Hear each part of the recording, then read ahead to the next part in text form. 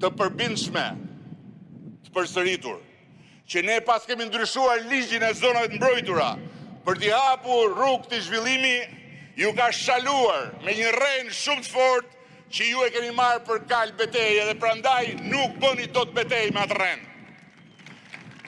Halli është se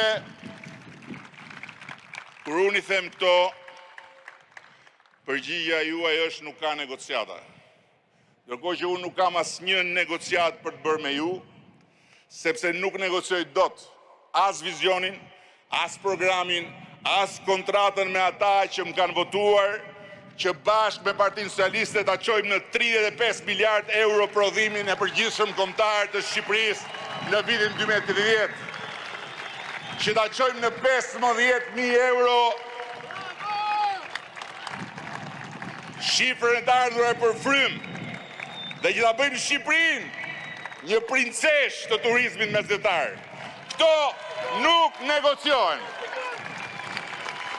Gjithsesi, për sa i takon kësaj teme, unë jam në dispozicion në çdo kohë, ashtu si kundër jam i hapur për çdo diskutim, mbi mënyrën se si duhet harmonizojmë mbrojtjen e natyrës dhe zhvillimin e turizmit.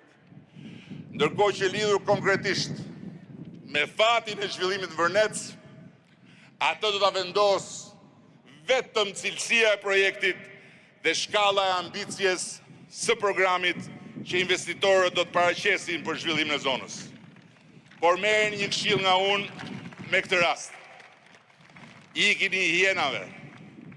Ikini hienave që ju kanë mbledhur rrotull, se ju jeni të parët që do mbyteni në jargët e asaj urrejtje që unë e njoh mirë, në jargët e asaj hipokrizie dhe të asaj urie për pushtet që unë dhe ne socialistët e njohim nga shumë larg,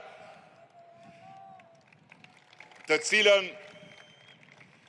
e fshejnë nën qeleshet që i vënë në kokë për herë të parë, apo nën flamujt që lidhin qafë.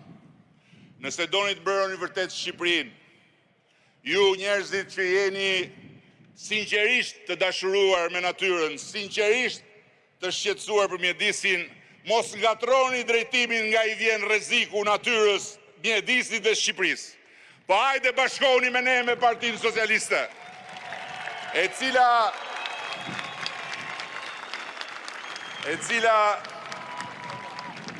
ka nevojë, ka shumë nevojë për këdo që nuk bie dakord me çfarë nuk shkon, po që është gati t'i luftoj bashkë me ne gjërat për t'i bërë më mirë.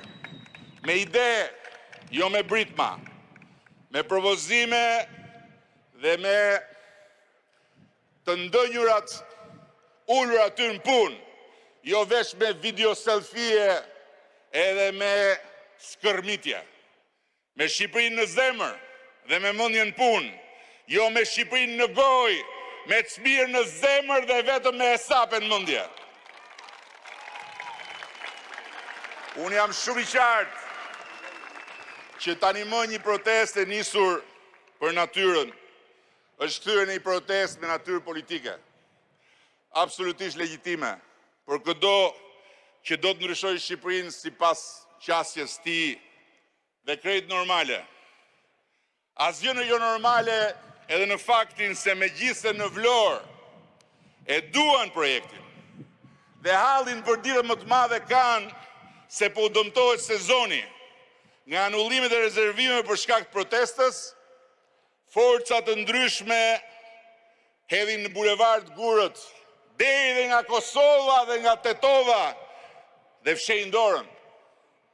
Njësoj si opozita e këtushme, që